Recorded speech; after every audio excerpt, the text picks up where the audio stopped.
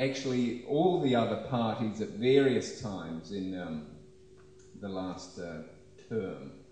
And we'll continue to do so wherever we can find common ground. And I think that's one of the beauties of MMP, is that you can get a wide range of views. And one of the problems with First Past the Post was that essentially you had two monoliths and two views, Labour and National, and that was it. So look, we'd be interested in working with anybody, exchanging ideas. When it comes to sharing power around the table, that gets a bit more complicated.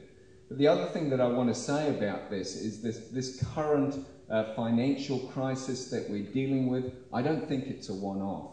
I think what we're dealing with is the consequences of the paradigm which was embraced and has been embraced over the last 20 years, that paradigm of globalisation and of free trade, of trade freed from any moral or ecological concerns.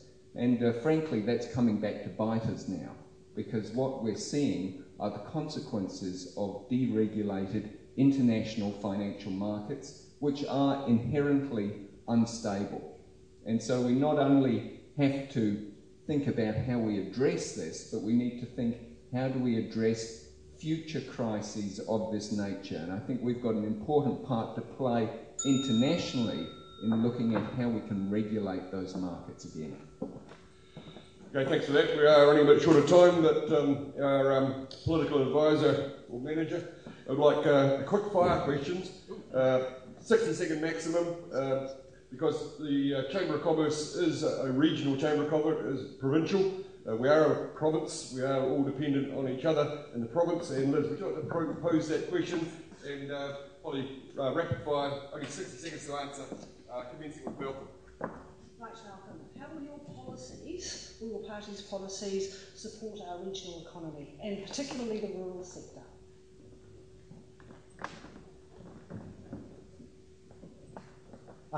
Is that going?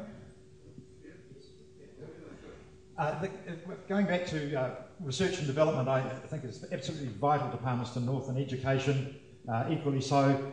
Research and development, as I said before, a lot of it is going to be through the Crown Research Institute, which we'll pick up here in Palmerston North. And I believe we're well placed, as I said in my address earlier on, to become one of the leading centres in the area of food technology in the world. And equally, when it comes to offering education, we've got two or three first-class institutions here in Palmerston North that need to be supported, not financially supported, but we as a city need to support them. The Crown Research Institute research that we're doing here, a lot of that is to do with agriculture, and as I said before, emissions, at least livestock emissions, nitrogen inhibitors, all those types of things, which will be, I think, born out of Palmerston North and will help our economy immensely. X policies will help Palmerston North in a vast amount of ways, through the health sector. For all you people out there, your family, your children, everyone, we will give you good health. For law and order, we will take all the criminals off the streets. And again, what's the point of getting a good education if you're going to get a knife run down your back, 2 days later? Everything else that's out there in the current market at the moment, as we've just discussed before, ACT are all for competitiveness and for choice. Thank you. I've just prepared, as Don, I've just prepared a talk which I was hoping to give here on the very thing that we're talking about now, but it would be about 400 words, so I'm not allowed to do that. Ding, ding, ding. Yeah, already. And what we're really saying is that what Malcolm has just referred to with research and development, and I have referred to when it comes to food and fuel, we can do a tremendous amount here for the whole region. Here in Palmerston North, but not just in Palmerston North, for the region. Thank you.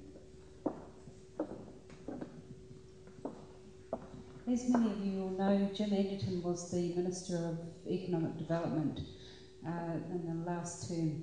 He went around each region and went to the grassroots to find out what each region's competitive advantage was, and that many businesses in the areas are established because of that research, which required analysts, by the way. Malcolm? Okay, I had to mention that. Yeah, he's also, since he's been the Minister of Agriculture and Forestry, I'll read this out. This is from his speech to the Chamber of Commerce down in Dunedin. Oh gosh, sorry. Where is it? Oh, I'm sorry. Here we go. Last week I was sent a press release from Federated Farmers. Now it's fair to say that the Federated Farmers have historically been seen as critics of Labour-led governments. So what did the media release say? It was headlined, Federated Farmers says, good on you, Mr Anderton. Praise from Federated Farmers for a Minister of Agriculture of any political stripe. That's pretty rare. That sums up what our party does for the agricultural and regional areas. Okay, so research and development, we all agree that that's a major part of our local economy here, as is education, and I think we've discussed where we differ perhaps on some of those other things, on those things. One thing that I'm surprised that hasn't come up already so far is our capability as a distribution hub. Centrally located, we've got a lot, and a lot of manufacturing here in Palmerston North is tied to that. So now that does go back to sustainability. How do we transport things around in a sustainable way? One of those infrastructure projects that I talked about being brought forward is upgrading of the railway line between Palmerston North and Wellington so that we can carry the proper containers on the rail rather than having to put them on the road. But I think there's, again, to put the R&D to one side, a whole other area is transport and distribution and how we use that as a lever to improving our manufacturing and keeping perhaps some of the results of that R&D here in